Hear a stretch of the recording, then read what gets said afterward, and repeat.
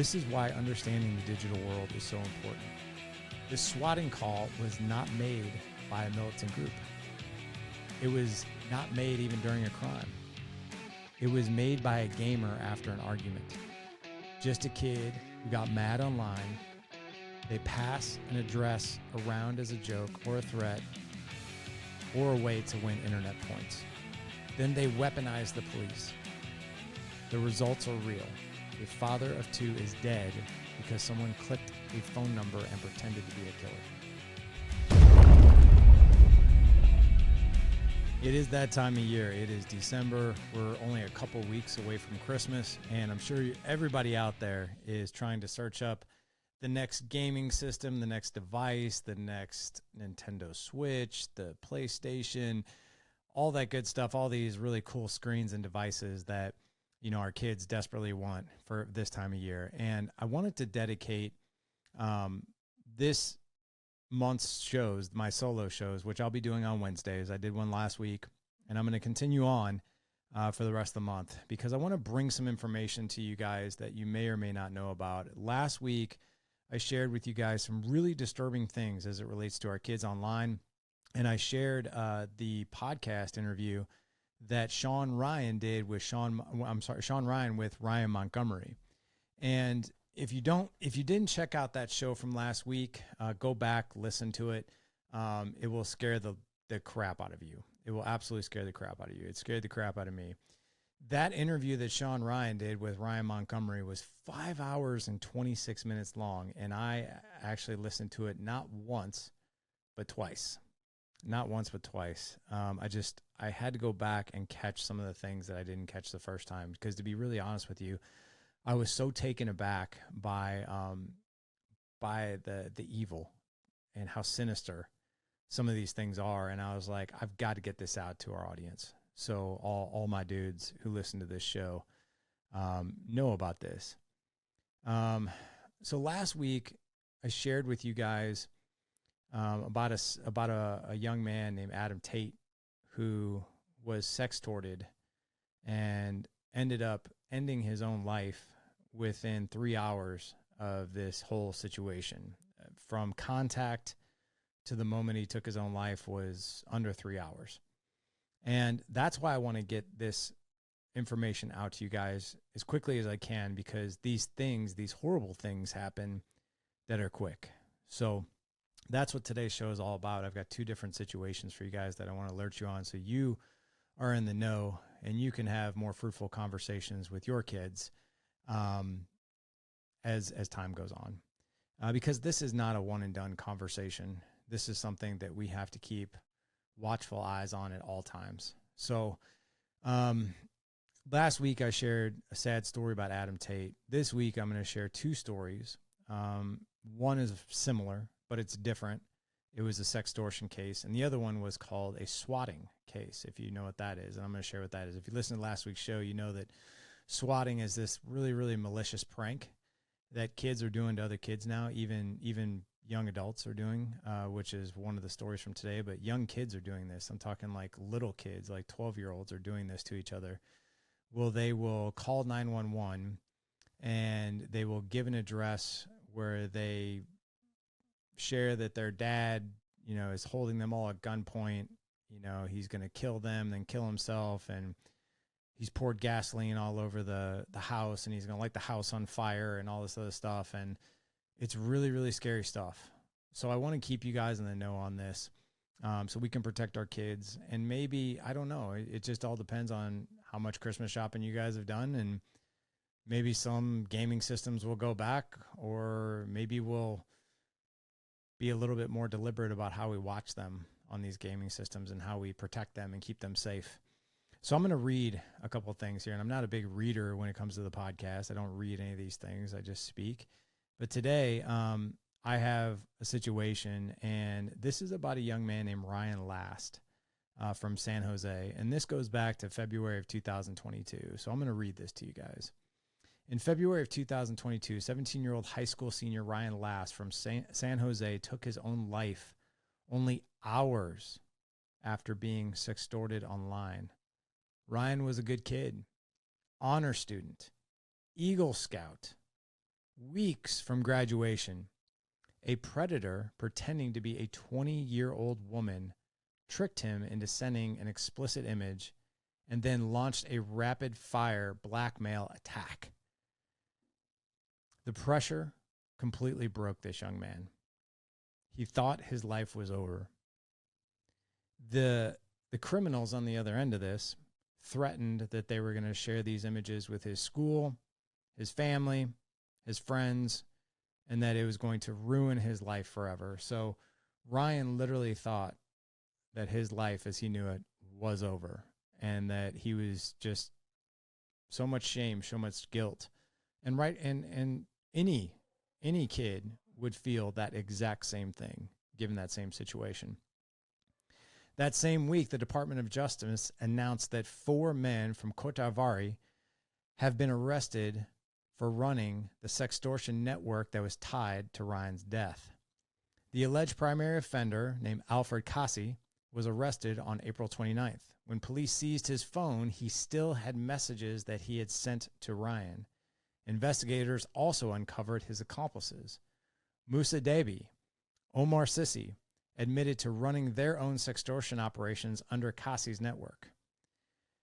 And the United States-based partner, Jonathan Kassi, was also arrested earlier and sentenced to 18 months in jail. I can't believe he didn't get life for this. This was no small operation. This was an international crime ring that targeted thousands of victims across the United States, Canada, the United Kingdom, France, Spain, and Italy. Because Côte d'Ivoire does not extradite its citizens, the suspects will be prosecuted under their own cybercrime laws. The FBI led the investigation with the help of San Jose Police Department and the United States Embassy and Meta, and whose internal data helped them identify and track the offenders. So, why is something like this important? This case matters for one big reason. Ryan did not die because he was reckless. Okay, he might have made a bad decision. I think we all remember what it's like being 17, 18 years old. These sextorters sent him an image first, posing as a woman. So he thought he was just returning the favor, doing what probably just about any other 17, 18-year-old boy would do. He died not because he was necessarily reckless, but because he was targeted, because he was ambushed. And this is how these modern predators work. They use fake profiles. They will then launch an attack that the brain of a teenager, quite frankly, cannot handle. These criminals live overseas where our laws cannot touch them. They sit behind their phones and in other countries, and they push kids into panic. And as you can see, in this case, it took years. It took the FBI, internal agencies, and Meta itself to track down a handful of people that were involved. Meanwhile, parents here in the United States have no idea that this is happening in the bedrooms and in the game chats that your kids are playing every single day. And this is not about bad kids making bad choices. This is about professional criminals hunting our sons and our daughters. And the Ryan Last case is a clear picture of how fast this happens and how powerless a kid feels in that moment. So let's talk about this for a second. I have no doubt that Ryan's parents were so proud of him. Honor student, few weeks from graduation, Eagle Scout. Sounds like a great kid with everything going for him. Got caught up in a bad situation, made a decision, and then but let's face the facts here. He was targeted. These are criminals. They knew exactly what they were doing when they did this. And they demanded, I think it was $1,000 for, and they don't stop there. They do not stop there. Once they know they have you, they're going to keep upping the ante. So here's what I'll tell you. If your child has a phone, if they have a gaming system, social media, they are not just connected to their friends. I know we like to believe that. I know I want to believe that. Hey, you're probably just playing with your friends, right? You're probably just talking to your friends. But like that, it could be anybody in there. Anybody. It could be somebody posing as their friends. They are connected to a global marketplace where there are predators. They are organized, they are trained, and they work in groups. These people do not work alone. And they only need one moment of panic. That's it, to destroy our kids' world. Not only destroying our kids' world, but destroying their life and destroying the lives of families. And we have to take a stand, guys. We have to take a stand. We've got to keep our kids protected. We can't assume that this is going to go away. We can't assume that our kids are only playing with their friends. We can't assume that they're safe no matter what they're playing. We can't assume that just because they're in their room playing a gaming system or on their phone that they're safe. When you and I were growing up, a bully had to be physically present and in front of you in order to get to you. And now all they need is one of these. That's all they need. There's one more situation that I want to alert you guys of, and I alluded to it here in the beginning, and that's this whole thing of swatting. And it's not swatting as in hitting, it's as in a SWAT team. So basically what swatting is you call, you exactly what I said in the beginning of the show, you call in this situation, you make it sound absolutely horrific. An entire SWAT team shows up to your house, they break down the door, they think they're coming in on some horrible situation, and it's just a family that's probably just sitting there minding their own business, watching Netflix and eating popcorn. So I want to share with you guys what happened to another man named Andrew Finch. In December of 2017, police in Wichita, Kansas, responded to what they believed was a violent hostage situation. A caller told 911 that he had shot his father. He was holding his family at gunpoint, and he had poured gasoline throughout the entire house. The voice on the call claimed he was ready to set the home on fire. He repeated the address several times, and officers rushed to the scene expecting a deadly standoff. But the entire call was a hoax. It was made by a 25-year-old man named Tyler Barris from Los Angeles. He placed the call after an online gaming dispute between the two players who did not live at the address that he gave. Barris had a history of making violent threats, including a bomb threat to an ABC station back in 2015 that forced an evacuation. He had already served prison time for previous offenses and was out again when he made this swatting call. When Wichita officers arrived at the address, a 28-year-old man named Andrew Finch opened the door. He was not armed. He had no idea what was happening. He simply heard a noise outside, stepped onto the porch, and followed the officer's instructions for a moment before dropping his hands in confusion. One of the officers believed he saw Finch reaching for a weapon. He fired a single shot. Finch was hit and later died at the hospital. In the house, police found 4 people alive and unharmed. None of them had made the call. None of them were a part of this gaming dispute. Andrew Finch was simply an innocent man targeted through a fake address given out online. Finch's mother, Lisa Finch, later stepped forward and shared the horror of watching her son die on the floor while officers shouted commands. And guys, here's what I'll tell you about Andrew Finch. He's not a teenager. He was a 28-year-old dad of 2. A 28-year-old dad of 2. An absolute spotless victim in this whole scenario. So parents, this is why understanding, I'm not even going to call you parents, I'm going to call you friends. Friends, this is why understanding the digital world is so important. This swatting call was not made by a militant group. It was not made even during a crime. It was made by a gamer after an argument. Just a kid who got mad online. They pass an address around as a joke or a threat or a way to win internet points. Then they weaponize the police. The results are real.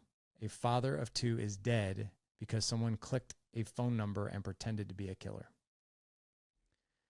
Here's the part that should wake all of us up. Swatting started in the gaming community. It actually started in the gaming community. It has now moved through Discord. It's moved through Twitch. It now shows up in Roblox, Fortnite, and YouTube communities. Kids today treat digital conflict like it has no consequences. But the tactical response teams who show up at the door do not know it's a prank. They arrive loaded. They assume it's real, and innocent people pay the price. So it really boils down to this. Our kids live in a world where conflict does not just simply stay on the screen. One angry message, one fake address, one call from a police stranger in another state, one call to the police from a stranger in another state, and a real family gets absolutely destroyed. Andrew Finch was not a criminal. He wasn't even involved. He was just at the wrong house at the wrong time. But this is how serious online behavior can become when our kids have no idea what game they're playing. And I'm not talking about the games that they're playing online.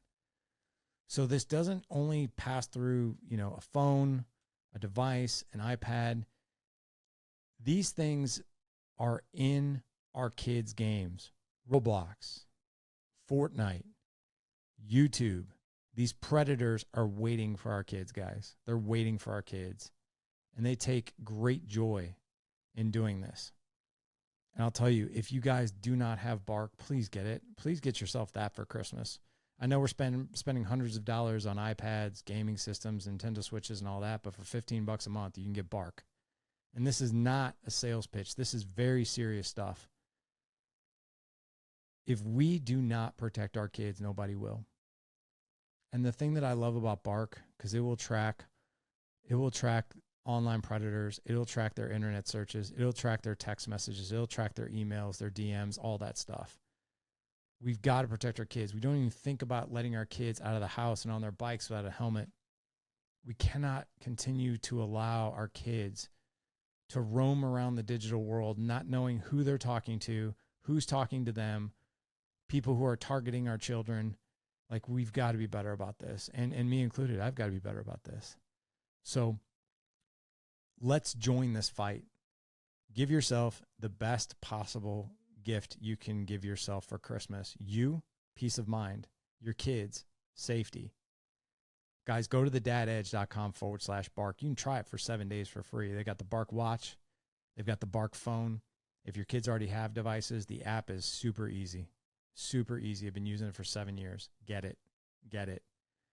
Truth be told, with my 12-year-old, we just had, and I'm not going to go into detail of the privacy of my family, but we just got in front of probably I wouldn't say nearly as on a scale of 1 to 10 compared to this. This is a 10. Ours is probably like a 2, but it could have been something bad.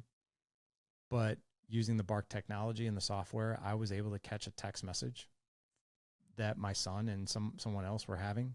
Could have been a really big problem. Sat my son down and was able to have a really good, fruitful conversation with him. And it actually turned into a beautiful apology and a repair of a relationship that could have gone really, really bad. So, guys, from my heart to yours, man, seriously, go get Bark. We need these things. We need this type of technology. We are dealing with sinister evil out there, and we're open targets. We're fish in a barrel out there for these people, guys. We really, really are. We are the deer in the field, and these people are in the blind hunting us, hunting our kids. And they just take great joy in doing this. They think it's awesome. They think it's fun. Let's put a stop to that. Not today. Not our kids. Those are the things that we need to be saying. Not today. Not my kid. Not ever. If you guys head on over to thedadedge.com/1412, I'm going to have lots of links in there for you. I'm going to have Bark in there for you. I'm going to have another link for you guys for that Sean Ryan and Ryan Montgomery show, so you can check that out. I also have a few of Ryan Montgomery's resources as well.